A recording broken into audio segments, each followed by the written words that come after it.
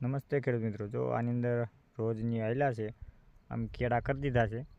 કારણ કે ખેડૂતોને જ્યારે હોય ત્યારે આ રીતે પીસાય છે. ખેડૂત ગમે એટલું મહેનત કરે પણ જ્યાં સુધી આવા જનાવરો છે એ હેરાન કરે ત્યારે નુકસાની પણ જાય છે.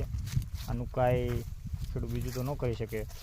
અને બધા ખેડૂત એટલા બધા સધર નથી હોતા કે જે આને ફરતી વાઇડ કરી શકીએ કે રક્ષણ કરવા માટે કોઈ તાર ફેન્સિંગ કરી શકીએ.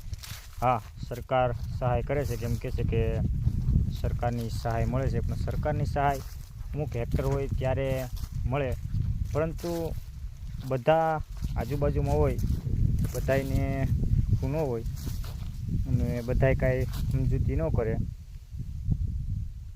એટલે એવું થાય છે. જો કેળો દેખાય છે એવી રીતે, કારણ કે બધાય ભેગા પોહાતું હોય ન પોહાતું હોય એટલે એવી રીતે ખેડૂત ભેગા ન થઈ શકે.